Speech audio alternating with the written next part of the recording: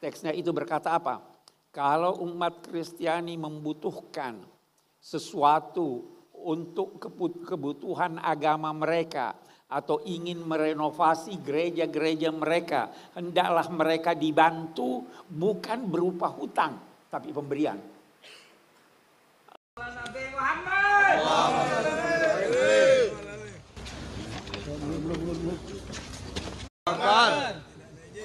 Nabi Muhammad.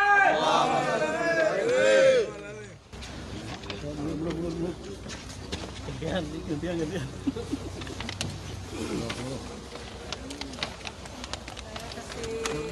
Kasih waktu teman-teman media untuk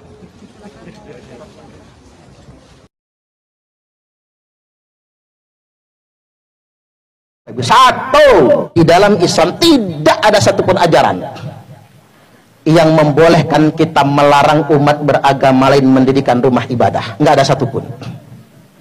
Saya ingin tanya sama orang yang ngamuk-ngamuk kalau orang pengen mendirikan rumah ibadah itu, dari mana dia dapat dalilnya, Pak? Ada nggak di Quran? Kalau ada gereja hancurin, ada nggak? Kalau ada orang mendirikan rumah ibadah nggak usah diizinkan, ada nggak? Nggak ada kan?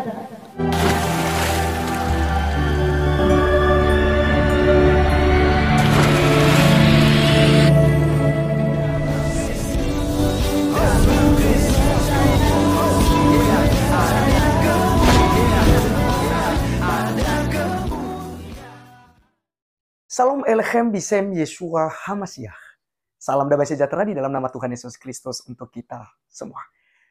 Pada kesempatan kali ini teman-teman, kita akan mendengarkan ceramah daripada Habib ya, Quraisy Shihab gitu ya teman-teman sekalian, Profesor Quraisy Shihab. Ini sangat sejuk ya, ceramah dan juga surat wasiat yang disampaikan oleh nabi mereka, yaitu Muhammad SAW. Teman-teman sekalian, hal ini kita tidak dapatkan kepada ulama lain atau ustadz-ustadz yang lain seperti misalnya Ustadz Abdul Somad, Agustan, ya, Ustadz Domditan, Ustadz Nababan, Ustadz Mujir Situmorang, Ustadz Irene Handono, Ustazah, kemudian Ustadz Bangun Samudra, dan Ustadz Nandar, dan masih banyak lagi ya ustadz-ustadz yang ceramahnya itu kontroversial, bahkan cenderung untuk memecah belah. Artinya membuat sebuah perbedaan yang signifikan terhadap agama lain, ya, sehingga mereka merasa bahwa mereka yang paling benar, yang paling betul, dan yang lain kafir gitu ya, dan suka mengharam-haramkan, haram ini, haram itu, haram ini, haram itu. Teman-teman sekalian, itu sebabnya kita tidak perlu heran adanya penolakan gereja, penyegelan gereja, pembubaran ibadah Kristen yang terjadi. Dan kali ini, mari kita mendengarkan apa yang disampaikan oleh nabi mereka melalui surat wasiat yang juga ada naskahnya kepada Profesor atau Habib Quraisy Shihab yang terhormat ya, yang juga di situ ya ada Mata Najwa ya, pegiat media sosial juga. Teman-teman sekalian, di situ disampaikan bahwa pesan Nabi seharusnya kalau ada orang Kristen yang mendirikan rumah ibadah itu harus dibantu, harus ditolong, bukan justru ya disegel, izinnya tidak diberikan. Di situ dikatakan kalau ada orang Kristen, walaupun di situ penggunaannya kata Nasrani ya, sebenarnya ada perbedaan antara Nasrani dan Kristen. Tapi yang dimaksudkan oleh Habib saya sangat mengerti, yaitu adalah orang-orang Kristen karena itu berbicara gereja. Nah, kalau seandainya orang Kristen membangun tempat ibadah, merenovasi gereja mereka, kalau ada orang Islam yang membantu, itu jangan dianggap utang, tapi itu dalam bentuk pemberian tanpa pamrih. Ya, jadi itu bukan utang. Nah, ini sangat menarik teman-teman sekalian. Nah, supaya kita cerdas dan kita berwawasan luas, sehingga terciptanya saling menghargai, toleransi dalam umat beragama. Karena kalau kita tidak sama dalam posisi agama, agamamu agamamu kan, dan agamaku agamaku. Lakum dinukum waliyadi. Nah, maka kita sama sebagai makhluk ciptaan Tuhan. Sesama manusia, kita sama sebagai manusia, maka kita harus saling mengasihi, bukan justru saling membenci. Teman-teman menarik? Oleh karena saya langsung saja mengajak kita untuk menonton videonya berikut ini. Masjid-masjid biara-biara, gereja-gereja, sinagog-sinagog, di mana di tempat-tempat itu nama Tuhan disebut. Kita bertemu pada ketuhanan yang Maha Esa. Jadi harus dijaga itu, harus dipelihara itu. Sewaktu rombongan ini pulang, diskusi menyangkut akidah tidak ketemu. Ya kan? Kepercayaan umat Kristiani menyangkut Tuhan beda dalam sifat-sifatnya menyangkut ini. Tapi itu tidak menghalangi Nabi menulis perjanjian. Menjanjikan bahwa kalian akan saya bela sebagaimana saya membela keluarga dekat saya. Nabi berpesan bahwa kalau seandainya, dan pesan ini berlaku untuk rombongan dan semua orang Nasrani sampai akhir zaman. Di teksnya itu, bisa dilihat di Google. Teksnya itu berkata apa? Kalau umat Kristiani membutuhkan sesuatu untuk kebutuhan agama mereka, atau ingin merenovasi gereja-gereja mereka, hendaklah mereka dibantu bukan berupa hutang, tapi pemberian. Ada itu.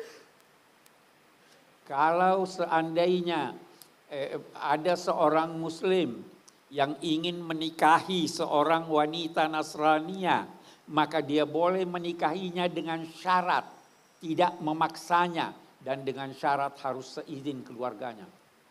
Dan kalau dia telah menikah, maka tidak boleh diganggu-gugat ajaran agamanya.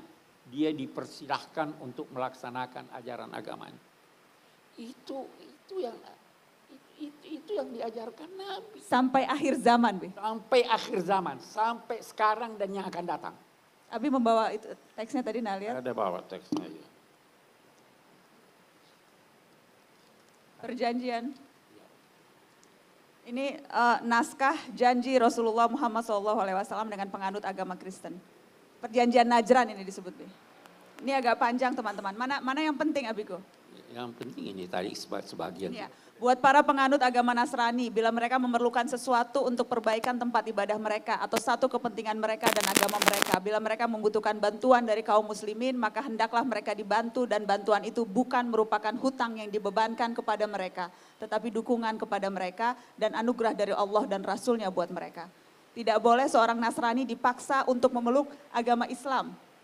Mereka hendaknya diberi perlindungan berupa kasih sayang dan dicegah segala yang buruk yang dapat menimpa mereka kapanpun dan dimanapun. Demikian janji Rasulullah Muhammad SAW sampai akhir zaman.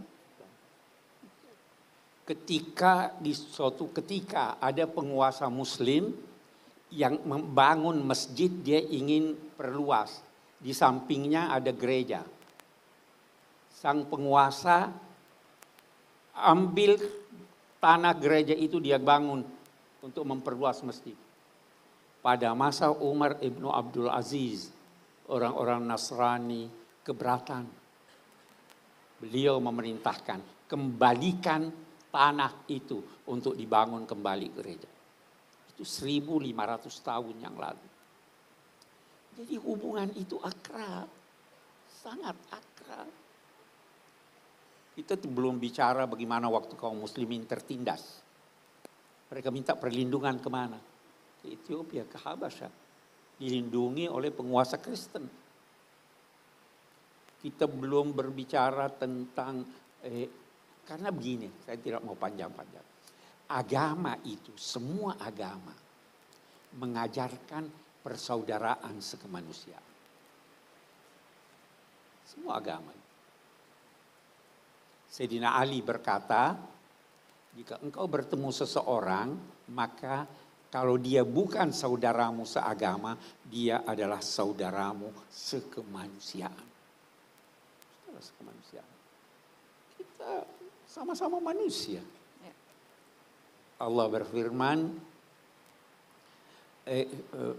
kami menciptakan kamu dari seorang lelaki dan seorang perempuan. Semua percaya itu, Adam dan Hawa. Kemudian kami jadikan kamu berbangsa-bangsa, bersuku-suku, agar supaya kamu saling mengenal. Ya, teman-teman sekalian, itulah yang kita sudah dengarkan dari ceramah pengajaran yang disampaikan oleh profesor atau seorang habib bernama Quraish Shihab. Ini sangat mengejutkan. Kalau semua ulama, semua ustadz, pengajar-pengajar, penceramah-penceramah dari pihak muslim seperti ini teman-teman sekalian tanpa menjelekkan agama Kristen, maka tidak ada perdebatan agama. Karena agamamu agamamu, agamaku agamaku. Kita masing-masing menjunjung tinggi nilai agama kita. Kita masing-masing mengajarkan sesuai dengan aturan agama kita sendiri. Tanpa kita harus menjelekkan agama Kristen, menjelekkan agama Islam gitu ya. Teman-teman sekalian, tentu kita juga bisa memberikan perbedaan dalam segi pengajaran ini. Dalam kekristenan, tidak pernah ada khutbah-khutbah yang berfokus untuk mengganggu ajaran agama Islam. Karena kita tidak pernah membahas Nabi Muhammad dan Aulu SWT di dalam Alkitab. Tidak pernah ada. Tidak pernah tertulis nama Muhammad di dalam Alkitab kita. Itu sebabnya kekristenan tidak pernah membahas tentang Nabi Muhammad. Yang nabinya orang Islam. Karena bukan nabi kita. Itu juga harus tegas dalam hal itu. Nabi Muhammad bukan nabi orang Kristen. Ya. Nah, teman-teman sekalian, kalau kita lihat sebaliknya, justru dari kalangan ustadz-ustadz suka membahas Kristen. Mengapa? Karena ada yang namanya kesamaan. Di mana di dalam Al-Quran itu menceritakan tentang Isa Al-Masih yang katanya itu Yesus Kristus di dalam kekristenan.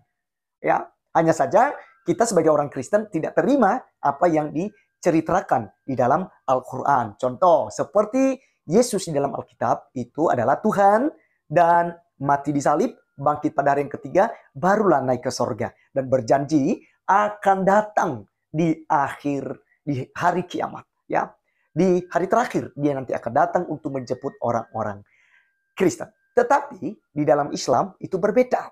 Nabi Isa di sana diceritakan bukan Tuhan, dia hanya sebatas rasul utusan Allah. Kedua, Isa di dalam Al-Quran tidak mati di salib, tetapi diserupakan. Ya, diserupakan.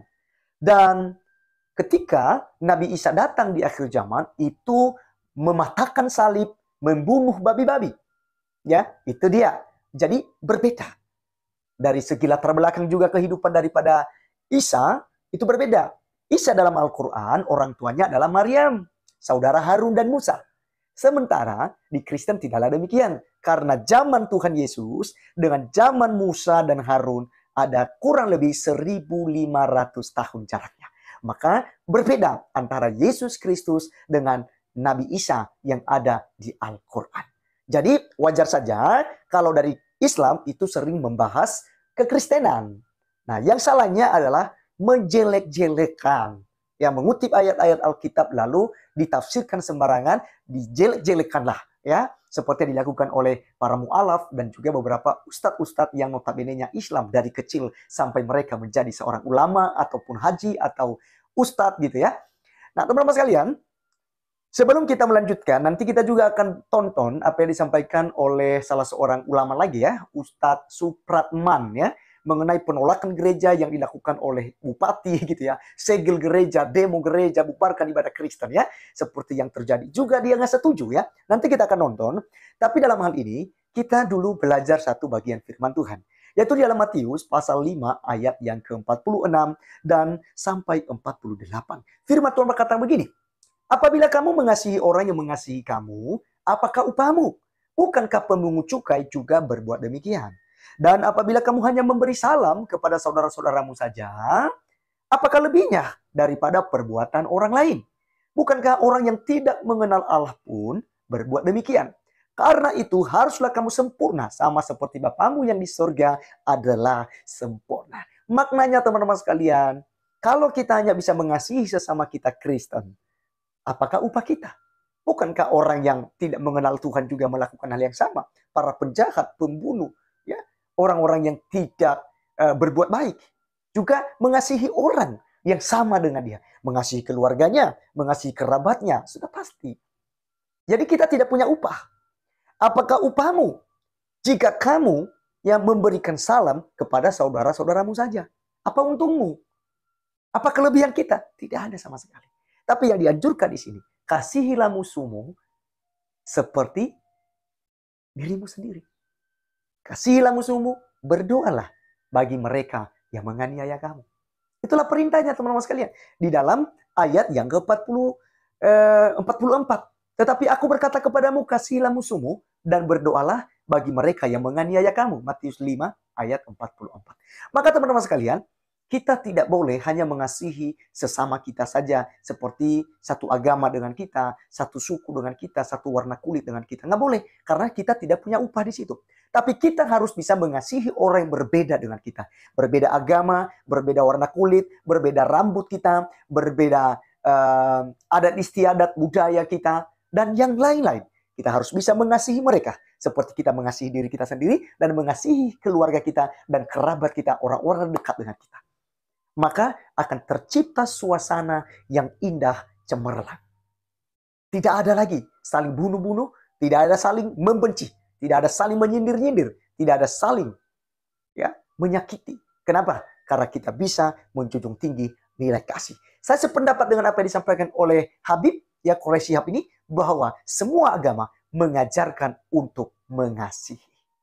Jadi oknum-oknum saja yang melakukan hal yang tidak betul itu. Sekarang sebagai penutup, langsung saja kita untuk mendengarkan apa yang disampaikan dalam ceramah Ustadz Supratman mengenai penolakan gereja, tidak memberi izin gereja, dan juga menyegel gereja, membubarkan ibadah Kristen. Kita dengarkan berikut ini. Tuhan Yesus memberkati kita. Salam. Musim sesungguhnya kalau ada orang yang mau bikin gereja, begini Bapak Ibu. Satu, di dalam Islam tidak ada satupun ajaran yang membolehkan kita melarang umat beragama lain mendirikan rumah ibadah. Nggak ada satupun. Saya ingin tanya sama orang yang ngamuk-ngamuk kalau orang pengen mendirikan rumah ibadah itu. Dari mana dia dapat dalilnya, Pak? Ada nggak di Quran? Kalau ada gereja hancurin, ada nggak? Kalau ada orang mendirikan rumah ibadah nggak usah diizinkan, ada nggak? Nggak ada kan? Kemudian kita nyontoh Nabi, Bapak Ibu. Nabi dikunjungi 60 umat Kristen Bani Najjar. Itu yang berkunjung pendeta-pendeta, jemaatnya. Begitu sampai di Madinah, minta izin kebaktian di Masjid Nabawi. Ada yang pernah umroh nggak? Ada kan? Tahu nama Masjid Nabawi kan? Itu masjid yang sangat mulia, Bang. Oleh Nabi diperbolehkan kebaktian di Masjid Nabawi. Bayangkan Nabi memperbolehkan umat Kristen kebaktian di Masjid Nabawi. Coba Bapak Ibu, tempat yang sangat mulia. Nabi nggak melarang, sahabat yang lain pengen melarang. Da'uhum, kata Nabi. Jangan larang, mereka biarkan saja. Mereka sedang beribadah. Nah sekarang mereka ingin beribadah di rumah ibadah mereka sendiri. Kita melarangnya alasannya apa? Karena belum ada izin. Mengapa belum ada izin? Karena memang nggak diizinkan. Saya belak-belakan aja nih Pak. Masih banyak oknum pejabat yang menghalang-halangi pendirian rumah ibadah. Saya kalau bisa marahin pejabat itu tak marah, bener aja. Sayangnya saya ini bukan pejabat yang lebih tinggi kan begitu. Kok ada ya? Dan saya menyayangkan Bapak Ibu ketika mohon maaf ini pemerintah daerah tidak bisa menyelesaikan masalah ini.